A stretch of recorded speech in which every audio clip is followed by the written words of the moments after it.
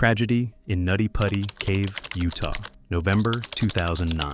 26-year-old John Edward Jones, a medical student, came here with his brother Josh Jones to explore the cave in honor of Thanksgiving. Since childhood, John had gone caving with his father. He knew how to breathe in tight spaces, how to stay calm, but Nutty Putty Cave was new to him. Nutty Putty wasn't just a cave. It was a maze of narrow, twisting tunnels, some tighter than the width of a human body. It used to be open to the public, but had a history of people getting stuck. On this day, the brothers decided to explore a new route, but John took the wrong path. He crawled into a narrow, winding tunnel, thinking it was a shortcut. His brother Josh stayed behind, in a wider part of the cave. John kept crawling deeper, until the tunnel began to tighten around him. The passage grew narrower.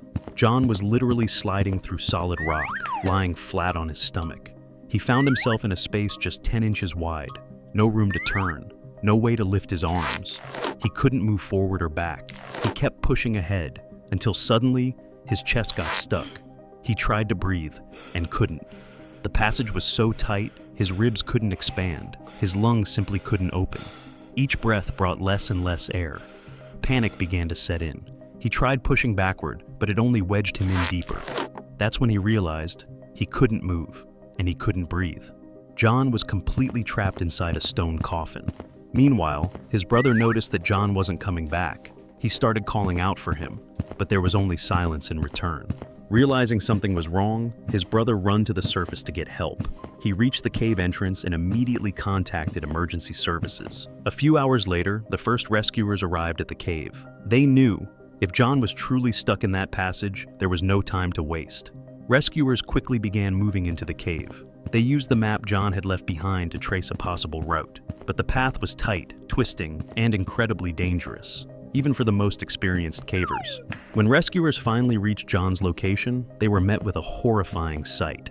He was wedged tightly between two solid rock walls, unable to move, barely able to breathe, but still conscious. One of the rescuers tried to reach him, but the space was so narrow, he could barely fit his arm through. It took hours just to properly assess the situation.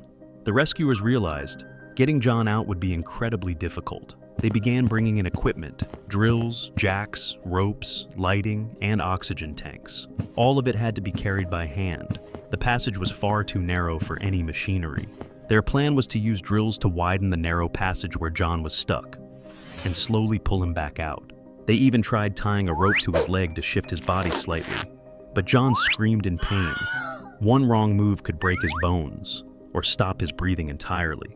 Meanwhile, the rescue team worked to keep him alive. They fed him pureed food through a tube and supplied him with oxygen. But with every minute, his condition worsened. Blood began to pool, his chest grew tighter, and his breathing grew weaker. The next morning, rescuers returned with renewed determination.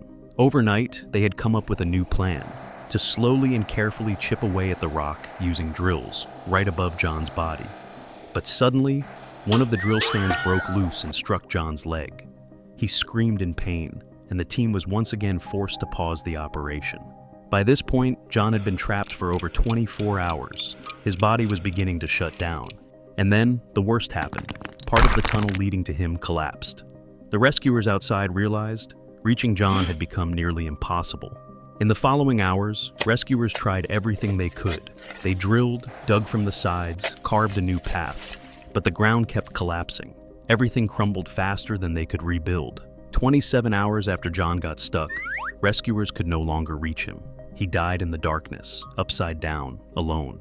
His body was never recovered from the cave. The entrance was permanently sealed.